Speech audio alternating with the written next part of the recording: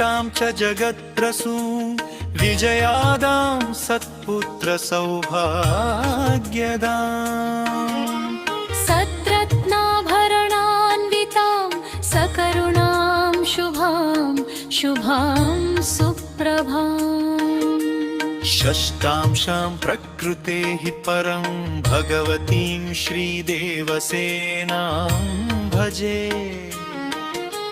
षष्ठांशां प्रकृतेः शुद्धां सुप्रतिष्ठां च सुव्रतां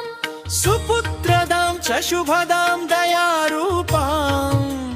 जगत्प्रसूं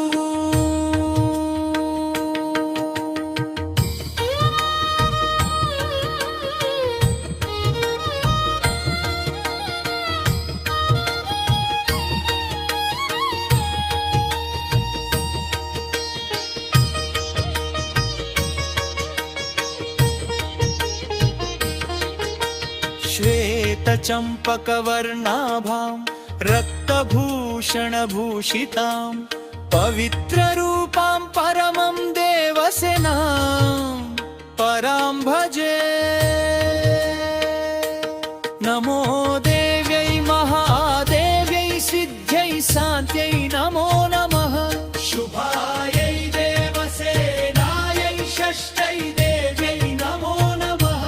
वरदायै पुत्रदायै धनदायै नमो नमः सुखदायै मोक्षदायै षष्ठै देव्यै नमो नमः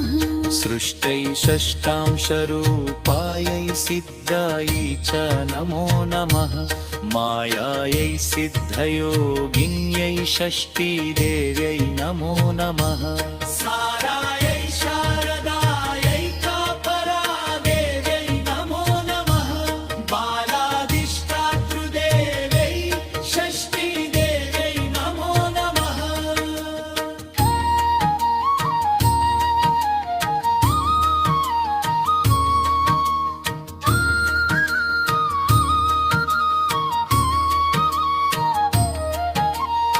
कल्याणदेवी कल्याण्यै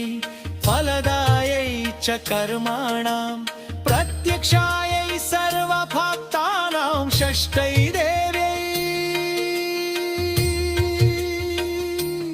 नमो नमः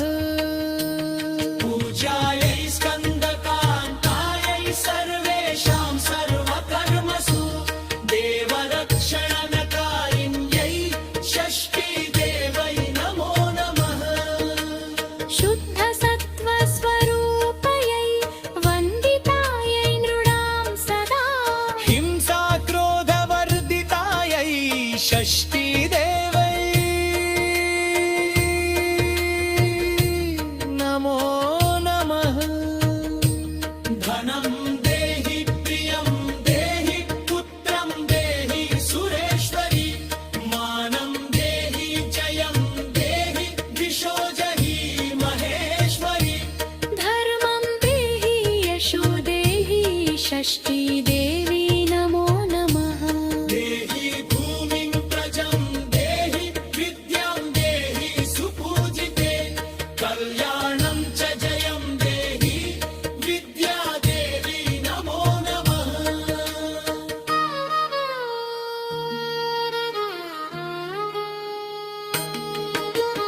इति देवीं च संस्तुत्य लभे पुत्रं प्रियव्रतं यशस्विनं च राजेन्द्रं षष्ठी देवी प्रसादात् षष्ठी स्तोत्रमिदं ब्रह्माणि यः शृणोति वत्सरम् अपुत्रो लभते पुत्रं वरं सुचिरजीवनम् वर्षमेकं च या भक्त्या संस्तुत्येदं शृणोति च सर्वपापविनिर्मुक्ता महावन्द्या प्रसूयते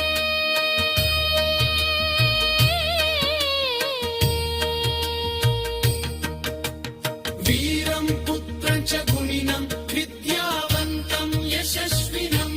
सुचिरायुष्यवन्तं च सूते देवी प्रसादतः च या नारी मृतपत्या च भवेत् वर्षं श्रुत्वा लभेत् पुत्रं षष्ठी देवी